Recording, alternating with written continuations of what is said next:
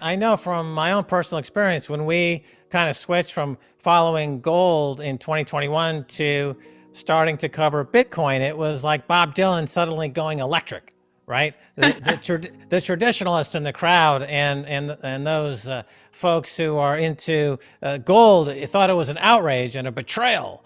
And so there's a lot of that in this debate. People have a huge affinity for gold. It's certainly got a long track record. Frank Giustra does a good job in talking about the track record of gold, that he says it's universality, which is very appealing. It's accepted all over the world. And I think he wants to enter this debate almost, as he says, I'm willing to switch camps. I'm willing to go long Bitcoin, convince me. Tell me why I should go long Bitcoin. So he's really waving the red flag to the ultimate Bitcoin bull, Michael Saylor. There's two parts to this. There's the actual factual components of this debate. Then there's tactics. And I think tactically, what I'm looking for is Michael Saylor, I think, was going to play a bit of a rope-a-dope tactic on this. He's going to let Frank Giustra kind of punch himself out initially, and then come back later with some more defining arguments that will kind of, I think, put Frank on the defensive. A couple of things that Frank said leading up to this debate that I find curious. He said, quote, I need to have Michael Saylor clarify some things he has said. Alluding to what he believes that Saylor is kind of hiding something. He's not really fully disclosing everything that he should be. And Frank is suggesting that Michael's gone on mostly friendly shows. He hasn't had real questioning from a real critic yet.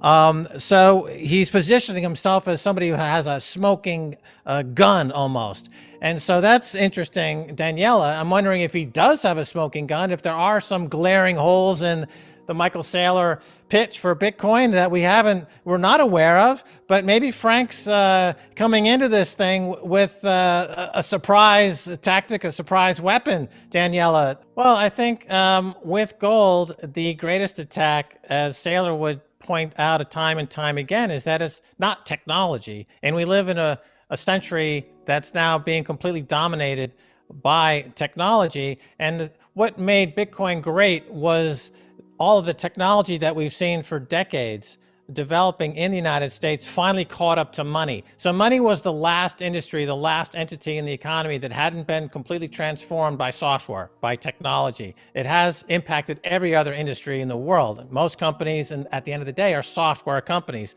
We see this in the auto industry where they can't deliver cars now because they're out of microchips, right? So that's software, that's computer technology. It finally caught up to money itself in 2009 with Bitcoin, and now it's simply taken off from there.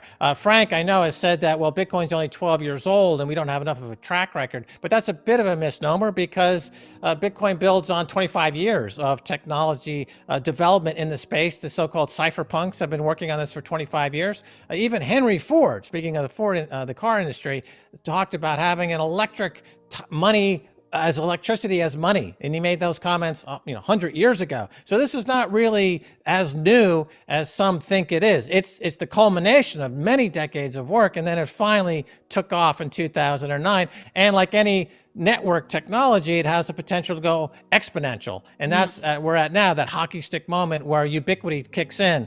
So I think that Michael Saylor will drive home the point that this is technology and how technology is the centerpiece of the global economy and how technology is now transforming money itself and does a better job than gold in areas like portability, in sending money or sending value on the internet. Obviously, Bitcoin would be better than gold for that purpose. The transaction costs actually in Bitcoin are incredibly cheaper than gold in moving size. If you use move $1 billion worth of gold, Daniela, it's going to cost you at a minimum $30,000, $40,000 to make a move like that from one bank to another.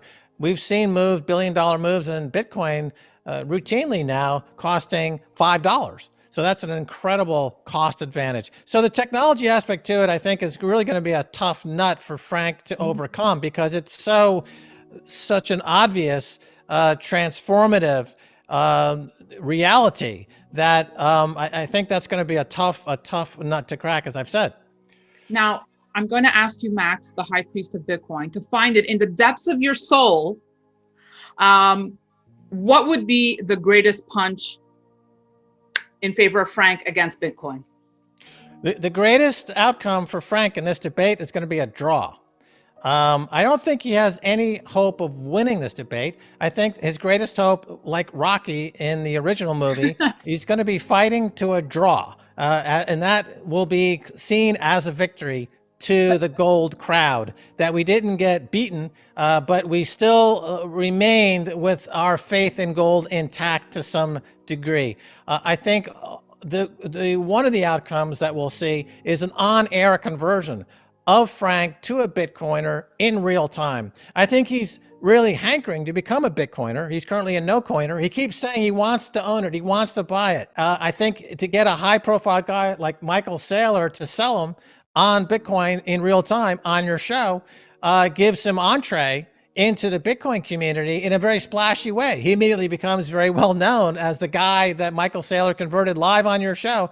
And as a money manager and a guy who's very successful, as he keeps pointing out, he cannot ignore the price. He cannot ignore the action. He's underperforming against Bitcoin spectacularly now on the 3, 4, 5 year time span, and that can't go on for very long. And you can still able to claim that you are a superior money manager, Daniela. Yeah, but and I cannot speak for Frank, but he, I would suspect would hone in on when you're talking about the price.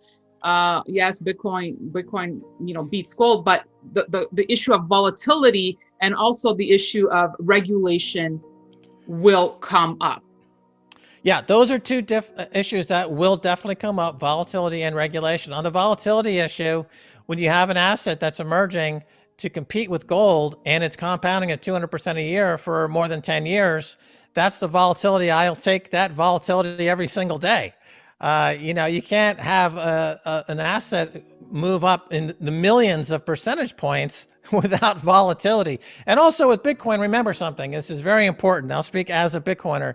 With fiat money, which we also have to include in this debate to some degree, with fiat money, you've got no volatility, but you're guaranteed to lose purchasing power. That's a guarantee. With Bitcoin, you have some volatility, but you're guaranteed to increase your purchasing power. So what would you rather have?